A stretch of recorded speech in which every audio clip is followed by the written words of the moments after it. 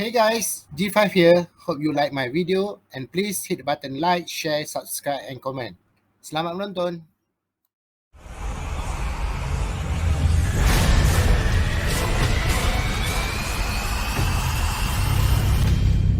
Assalamualaikum warahmatullahi wabarakatuh. Salam sejahtera. Kembali kita ke dalam pembelajaran siri ketiga Excel sub pivot dan slicer. Jadi kita akan sambung pembelajaran yang lepas bagaimana untuk menguruskan data kehadiran murid.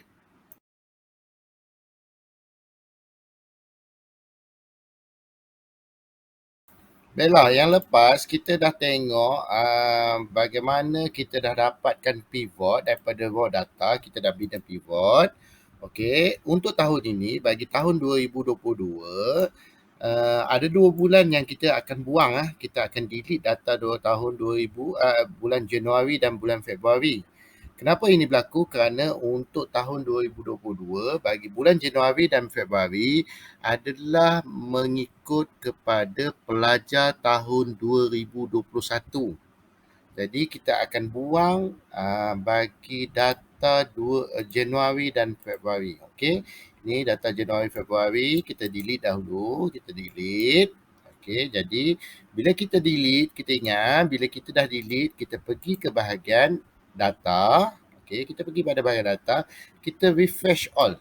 Kita tekan refresh all. Okey, kita tekan refresh all, maka pada ketika dekat pivot kita pun dia akan refresh. Bulan 1 dan Januari dan Februari dah hilang. Kita bermula daripada bulan Mac sehingga average bagi tahun 2022. Okey. Selepas itu bila kita dah buang, data yang dalam ni pun hilang lah. Dalam value kita pun dah hilang lah bulan Januari dengan Februari. Okey. Seterusnya kita akan buat average bagi tahun 2022. Ini untuk semua kelas. Okey, yang ini saya ambil contoh yang lain mengikut daripada kelas peralihan sampai kelas tingkatan 6. Okey. Okey, untuk tahun 2022 apa yang perlu kita buat ialah kita pergi ke bahagian home, kita pergi bahagian auto sum, kemudian kita letakkan average. Kita nak tengok average bagi bulan Mac sehingga bulan Disember nanti. So kita letak average. Average ni adalah daripada bulan Mac sehingga bulan Disember. Okey, dan tolong bagi bahagian kawasan yang tak ada ni jangan letakkan bilangan kosong. Okey. Sebab bila kita letak je bilangan kosong, dia akan kira average daripada bulan Mac sehingga data yang dimasukkan. Maksud dia kalau Januari, Mac, April, Mei, Jun, Julai, Ogos, ini ada 6 bulan. September kita bubuh bilangan kosong, maka dia akan jadi kira 7 bulan. Maksud dia akan ambil semua ini dibahagi dengan 7. Padahal sekarang ini untuk yang sekarang kita tak masuk kepada bulan September. Itu beza dia bagi average. Jadi jangan masukkan data yang kosong. Okay, biarkan dalam keadaan kosong, jangan masukkan nilai kosong. Okay, selepas itu bila kita dah dapat average, kita double klik saja bahagian kotak kecil tepi tu, maka kita dapatlah average bagi setiap kelas. Nampak setiap kelas. Okay, so contohnya untuk PA, okay, peralihan A, so kita ada dapat 90.95%. Begitu juga dengan data tingkatan 6, okay, untuk tingkatan 6, yang ni ditulis tingkatan 6A, 6BC ni, bulan Januari, Februari, Mac, April, Mei, Jun tak ada kemasukan lagi pelajar. Jadi dia biar kosong. Jadi yang ini kita tak mau, kosong average ni kita tak mau. Maksud dia tidak ada kemasukan pelajar lagi. Kita tak boleh kira data dia. Okey, yang ni yang perlu kita clearkan dalam proses pembersihan data. Okey. So bila kita tengok yang itu, kita dah lengkap, dah cantik dah kita punya data, barulah kita tengok kepada bahagian pivot kita.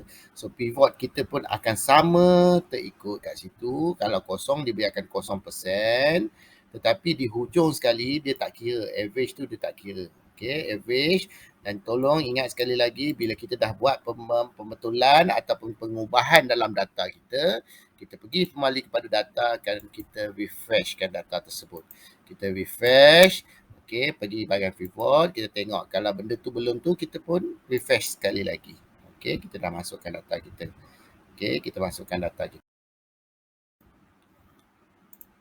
Baiklah, setelah kita dah kemaskini kita punya data dalam raw data tadi, kita dah dapat pivot kita, kita dah kemaskini, okey, dah cantik data kita, maka kita pergi ke, ada satu perkara yang penting kita pergi ke raw data. Okey, kita tekan je highlight, tekan je dekat bahagian nama kelas tu, kita control T, kita tekan control T. Okey, dia akan senaraikan data kita daripada atas sampai bawah kotak yang mempunyai data, raw data kita.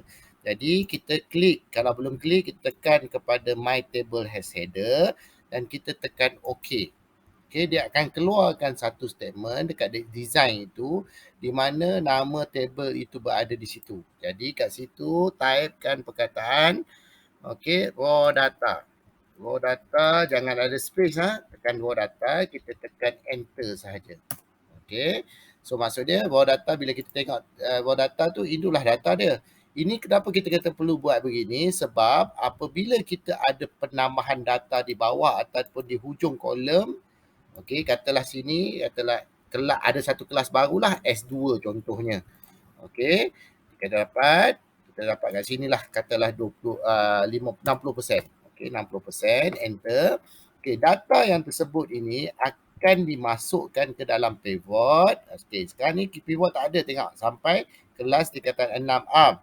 Jadi bila kita refresh data, okey, data tadi kita refresh, dia akan masukkan kelas baru. Nampak? Okey, dia akan masukkan kelas baru. Ini kenapa? Sebab kita mengikut kepada nama data itu dimasukkan ke dalam pivot. Okey. Sebagai contoh nanti bila kita nak masukkan bulan September, okey, bulan September katalah kita ada tambahan. Okey, katalah kita ada tambahan pada bulan Disember, selepas tu kita nak ambil data bulan Januari. Sebab Januari ni masih lagi dikira dalam sesi pembelajaran. Okey, Januari kita masuk data baru. Okey, kita masuk bulan Januari, katalah kita masukkan data 90, 80.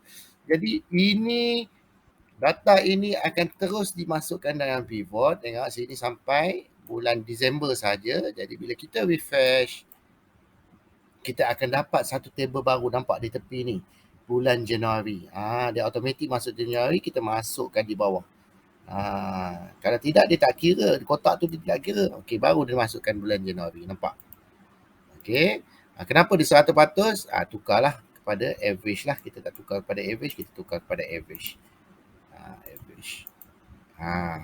So, yang ini data 80 ni, kita tak ambil average. Kita tukar kepada dalam bentuk average. Okey, kita tukar dalam bentuk patusan. Okey, patusan tu 80% lah. 80. Okay. So bila kita refresh, ataupun akan di-refresh. Baiklah, untuk langkah terakhir pada hari ini, okey, selepas kita dah dapat pivot ni, kita dah cantik.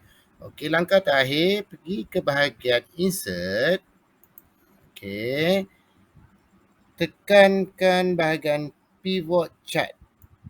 Okey, kita akan keluar satu pivot chart. Okey, contohnya macam ni. Okey, kita tekan okey. Kita akan keluar satu graf untuk pivot yang kita bina. Okey, first kita cantikkan kita punya chart dengan tekan pada average. Atas ni ada data average untuk setiap bulan lah ni. Tak mau yang ini, kita tak mau. Jadi kita hide all but hide value fill button on chart. Okey. Okey, kita akan tekan, kita akan sorokkan value tu tadi. Kemudian betulkan dari segi graf, kita nak 100% je. Okey, tekan double klik pada value axis tu. Pergi kepada axis option, tukarkan 1.2 kepada 1.0. Okey, so maksud dia sampai 100% je lah. Jadi di sini kita telah bina kita punya graf secara automatik dengan berdasarkan kepada data pivot kita. Contohnya kita nak tengok kepada kelas PA. So kita tekan PA, kita akan keluar graf untuk peralihan. Contohnya kita pergi ke kelas lain. Okey, kita pergi ke tingkatan 5. Okey, kita akan keluar data untuk tingkatan 5K1 dan PA. Sebab kita out 2, kita masuk 2 sekali. So kalau kita nak satu kelas je, kita tekan satu kelas. Okay, ini kita dapat data, kita boleh dapat kita punya graf bagi kelas tersebut. Okey, kelas tersebut yang kita pilih lah. So yang ini kita akan masukkan ke dalam dashboard kita. Jadi proses seterusnya kita bina satu sheet lagi dengan memasukkan nama dashboard. Okay, dashboard. Kita ambil pivot graph tadi. Okay, kita tekan, kita control copy, kita control cut, kita pergi dashboard dan kita pastekan dia, control V.